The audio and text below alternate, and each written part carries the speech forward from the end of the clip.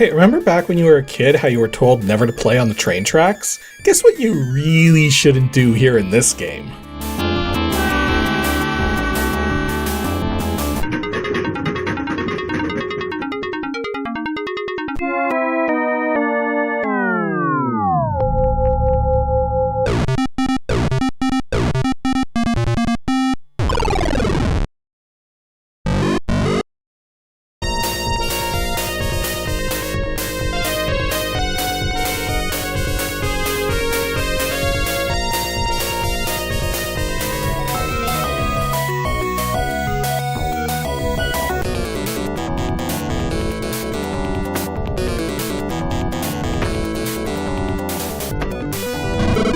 You know, I really had no idea what I was getting myself into with today's ancient DOS game, Cobra Mission. I knew it was supposed to have highly adult themes coursing throughout it, and given other things I'd heard about the game, I was kind of expecting a mostly competent game that just happened to have some adult situations. But I'm gonna be frank, this is effectively stereotypical PC-98 trash. Well, let me clarify. The PC-98, or PC-9800 if you want to be more accurate, was a Japanese-exclusive series of computer systems which had a lot in common with DOS computers, right down to the operating system and CPU and such. Though it doesn't match up exactly with the IBM standards, there are differences. The thing about the PC-98 though, is that just like in other parts of the world, you didn't need special licenses to make software for it, seeing as it was a computer, not a game console. And to that end, a very large percentage of the games for the PC-98 are definitely not meant for kids, to put it mildly. Now, I am no expert because I have never actually played a PC-98 title myself, but I have seen footage of a number of them, and there's a definite style which runs throughout your typical PC-98 erotic software experience. Really good graphics, really simple gameplay, and really terrible writing. And Cobra Mission here hits all three of those checkboxes. The funny thing though, is that this right here isn't a PC-98 game. It is an American-made game for DOS, and yet it apes the PC-98 style exceptionally well. And it's a bit curious how that even happened, especially since the manual lists no Japanese credits whatsoever. Save for one very interesting line, which reads, "Game developed in the United States with support from MegaTech staff in Japan." So I looked into this as best as I could, and from what I understand, the company who produced the English version of Cobra Mission, MegaTech, would basically take a Japanese exclusive title, in this case a game also called Cobra Mission, pull all of the artwork from it, remake it themselves exclusively for the USA for DOS computers, write in their own story while making other suitable changes, and essentially end up with a different take on the same game. I mean, it's not technically a port since only the graphics are ported, and even then, I don't think all of them are ported, because apparently, in order to get the game onto store shelves, MegaTech had to make a concession to not show uncovered nudity below the waistline, well, legs and feet accepted.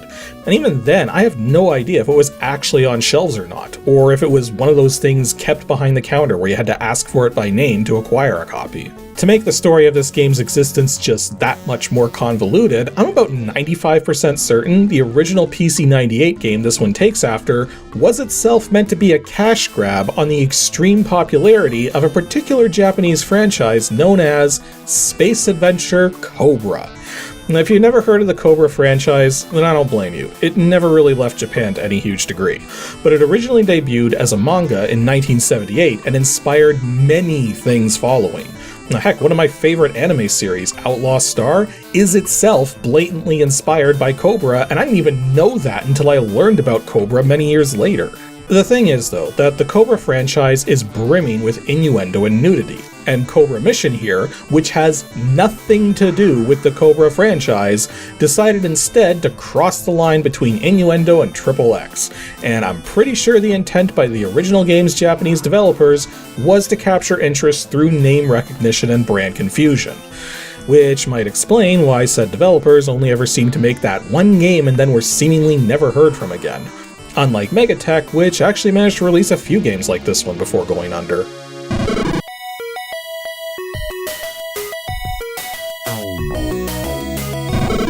Cobra Mission was originally developed by a Japanese company known as INOS for the PC-98 in 1991, with MegaTech remaking the game for Western markets and publishing it in 1992.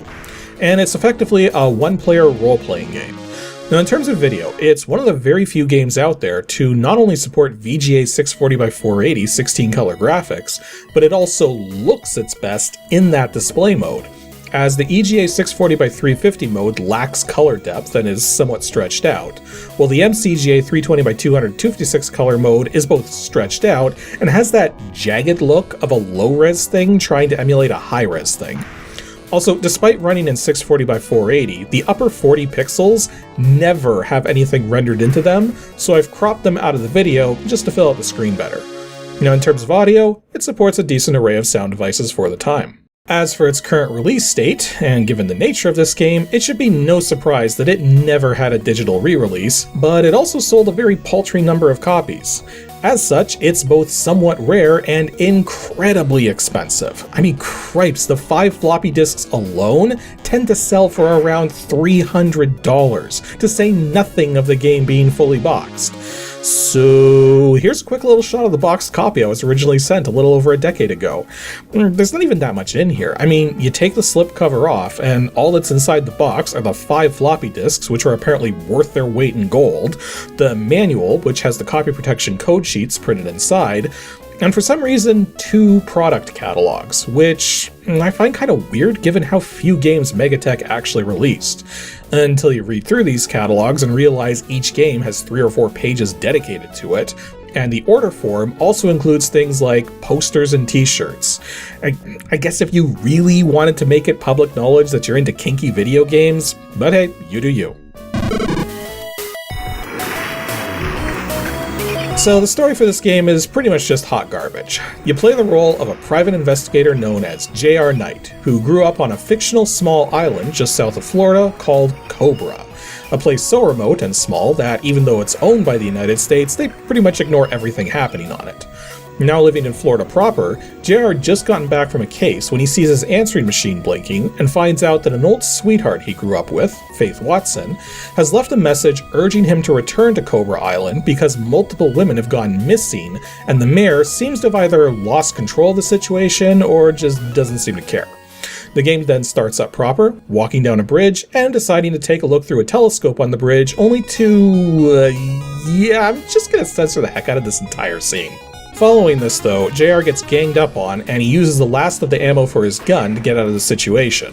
He then heads over to Faith's apartment to reunite with her, learn more about what's going on, and then Faith joins JR on his investigation to try and find the missing women and put an end to the gangs which seem to have taken control of the island. And I should note too that you can not only change JR's name and Faith's name, but you can also change the name of the head villain of the entire affair. Like changing the player character names? Not unheard of. Changing the final boss's name. Can't say I've ever seen that feature in many games, if any. The main loop of the game begins after JR reunites with Faith, and your first time playing, you're probably going to find yourself completely in the dark in terms of where to go and what to do, because the game is not very good at telling you those things. At least, not until you learn some basics, such as the controls, which we should definitely go over first because they're a bit weird. Now, you can control the game entirely with the mouse if you'd like, but the overworld mouse controls are kinda tough to really make effective use of, so the keyboard is preferred in this instance. But movement with the keyboard is done much like in a Sierra title, where you press a movement direction to start moving in that direction, and then you will continue to move in that direction until you move in a different direction or stop. The only trouble is that pressing the same direction a second time does not stop your movement. You have to either bring up the main menu or press spacebar or the 5 key on the numeric keypad. Also, if you're playing the game emulated in DOSBox, remember that it can be weird with the numlock state for the numeric keypad, and since this game requires numlock to be on, you may have to toggle it off and on again before DOSBox starts registering the controls for it properly. Now, since this is an RPG, there is an emphasis on acquiring and equipping items. Pressing the right mouse button opens up your main menu and allows you to access your inventory, see your stats, save your game, etc. Now, accessing items is a little overcomplicated, but nothing too egregious. You select Use Item when you explicitly want to use something, Weapon to explicitly change which weapons your characters are armed with, Clothing to change what clothes your characters are wearing, which are always selected in the order of head, body, legs, then feet, and the inventory option at the bottom allows you to peruse your entire inventory, not counting equipped items, and then get descriptions of everything by clicking on them. Also, I don't believe there's a limit to how many items you can have, though I could be mistaken. Let's just say I never hit any inventory limits while playing, and I wasn't selling things off very often. To actually make any progress though, you kinda need to know where to go and what to do. Thus, one of the first establishments you should hunt down every time you reach a new section of the city is the bar. Going to the bar and talking to the patrons there is not only a way to get hints as to what you should be doing, but sometimes it's actually required to talk to the bar patrons to make progress. So when in doubt, head to the bar, plain and simple. Mostly. I have some other gripes about the progression, which I'll talk about a little later.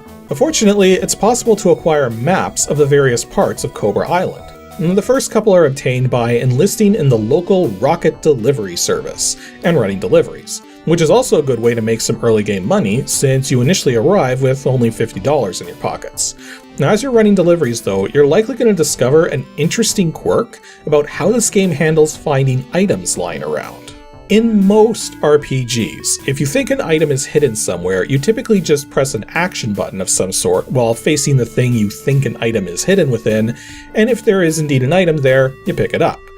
Because of how Cobra Mission handles movement, it greatly streamlines this process, and every single time you move by one tile, it'll perform a search for an item over top of the tile that you're on, and anytime you bump into a solid object, it'll search that object for an item. As such, you want to scout out the locations you visit as thoroughly as you can, bumping into every piece of scenery, walking into every weird nook or cranny you can see, as well as scanning every individual square of any large rugs you happen across. Trust me, there's stuff hidden everywhere. As you're traveling around trying to solve the case though, you're going to run into that one thing almost every RPG has: random encounters. And make no mistake, you are always fighting hostile enemies, even when it's hard to tell. Now, the battle system in this game is somewhat unusual, but nothing unplayable by any stretch. Essentially, you get a full first-person view of your adversary, and the idea is that you need to aim your weapon at some part of the enemy's body and attack. But that's not all, as the side of the screen shows a sort of gauge which ramps up from white to yellow to red before the enemy attacks, getting faster and faster the closer it is to maximum, then it falls back down. This gauge not only coincides with the timing of enemy attacks, it also reveals the relative vulnerability of your assailant. The closer to full red the gauge is, the more vulnerable the opponent will be. On top of this, every opponent has a weak spot where they will take significantly more damage. On some opponents, this weak spot is easy to find and relatively large, but on some opponents, it can be very small and difficult to find. Even once you know where the weak spots are, the cursor intentionally jitters, and the actual spot you attack is random to within a certain range of where you click. Thus, it can be surprisingly difficult to nail the weak spots on some of the more defensive opponents. Now, you can theoretically go defensive yourself to reduce the damage you take by using a right-click to access the combat menu, but I've found this to mostly be a losing proposition, considering that if you're fast and precise with your mouse movements, you can get in multiple attacks before an enemy is able to strike back, and even a weak attack can be very helpful against random encounters. Plus again, your strongest attacks are going to be the fraction of a second before and after an enemy attacks. Plus, even if you do take a bunch of hits in combat, your hit points regenerate pretty quickly outside of combat, and if you really need to get healed and don't want to burn items doing it, just duck into a non-hostile location and walk around until you're back to full. Generally speaking, the combat in this game is really easy, but there is an element of grinding and the bosses are no pushovers. Plus, you need to pay attention to your stats to really get the most out of the weapons you acquire, as every weapon you equip will add a different bonus to your attack power and will also affect your accuracy, speed, and evasion. Now, I typically recommend going with high accuracy over high attack, but then because of the way defense works in this game, that may make certain encounters against defensive targets more difficult. However, you can get around all of this once you're able to start using a gun again. Now, JR brings a Magnum with him, but runs out of ammo defending himself at the start. Thus, your next option is to purchase or find an M10 pistol. But because guns are banned on the island, not only is this a really expensive proposition, the ammo itself is also really expensive. But unlike with the melee weapons, the guns ignore defense and strength ratings and have fixed damage values, affected only by where you aim and the timing of the shots fired. The irony being that by the time you're able to find an M10 without having to buy one, you'll probably be high enough in level that your melee attacks against weak spots on a target will be doing just as much damage as the M10, if not more. Okay, so I've managed to go for most of this review without really addressing the elephant in the room, and that's the not safe for work content. The thing is, the vast majority of said content in the game is optional, as in, you are not required to find it or engage in it. There are exceptions though. For instance, when you get to South Cobra, there's a moment where you have to find something that's hidden, but Faith will realize her abilities for finding hidden things aren't strong enough. So JR and Faith part ways temporarily so Faith can gain the skills she needs. The way you progress the plot after the two split up is to go pay a woman in a bar for a quote-unquote party. Which, yeah, goes exactly the way you think it goes. And only then, when you go to meet up with Faith, will she be ready to try finding the hidden passage again. If you try to link back up with Faith first, she's simply deep in meditation and won't respond to you. Beyond that, some of the non-random enemy encounters show some nudity, but for the most part the adult content of the game is split into two different components: photos and dating. The photos thing is very simple. As you make your way around, you'll occasionally run into various pieces of women's underwear, which you'll collect and put into your inventory, while a very specific person found in Central Cobra will trade you one piece of underwear for one nude photo. Now, obviously, to keep things as PG as I can't actually show you any of these images, but I will say that from an artistic standpoint, there's a surprisingly large variety to the photos, kinda to the point where a couple of them are just bizarre. I mean, one of them is someone sitting on top of a desk in a dark classroom only lit from a door's window into the hallway, all hunched up and looking dejected, wearing nothing but a pair of socks. And while the art itself is fine, I'm just left wondering why such a picture is even in the mix at all. I mean, that's one of the major failings of the game, is that the writing and direction are just all over the place. At some moments, the writing feels genuinely written. And then at other moments, especially during the dating segments or anything related to the adult content, it's like it was written by someone who has no idea what they're doing, along with having an unhealthy obsession with exclamation points. I mean, earlier I mentioned that one required adult segment at the bar. Well, that particular segment is written as though because JR is paying for the privilege, he feels within his rights to coerce the woman into doing things she wasn't too keen on doing, and it's written as though this is somehow totally okay? This kind of brings us into the whole dating minigame.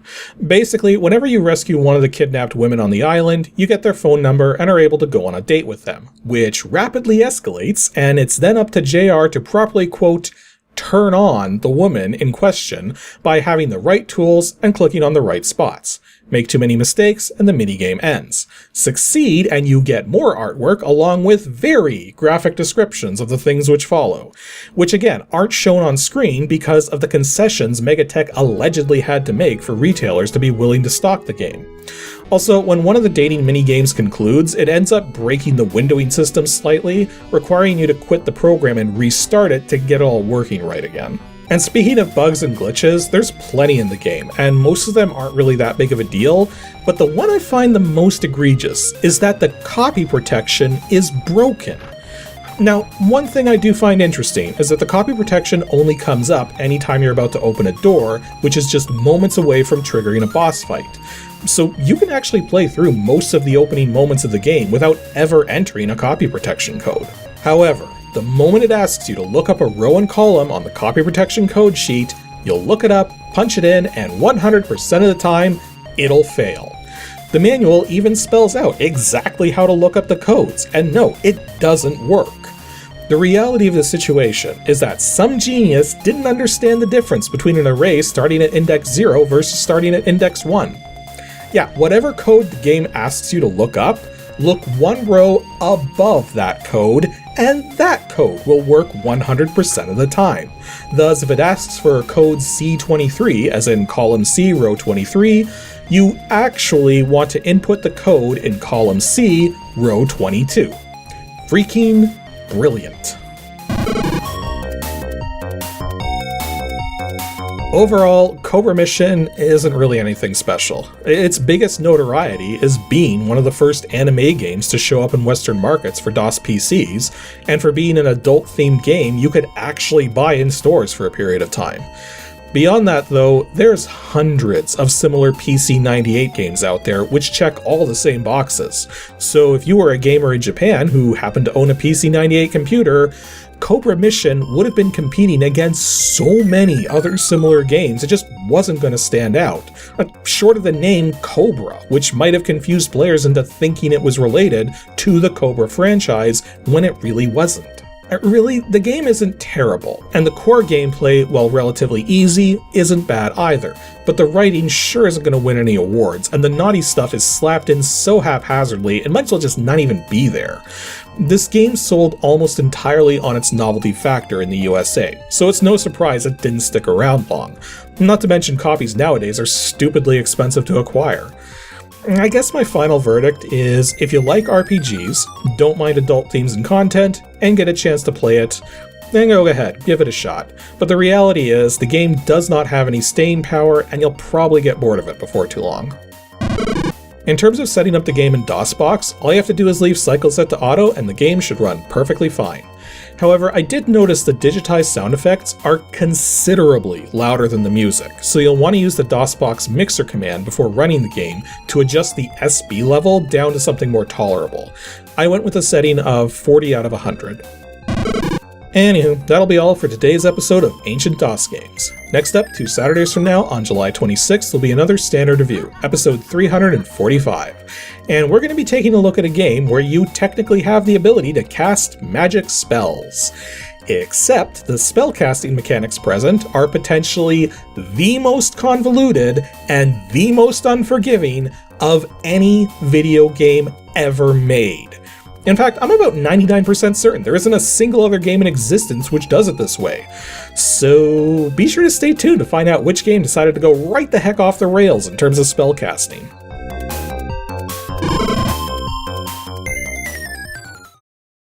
Thanks for watching, everyone, and extra special thanks to everyone supporting me over on Patreon. If you'd also like to support the show directly and get some extra perks, then head on over to patreon.com/KASICK.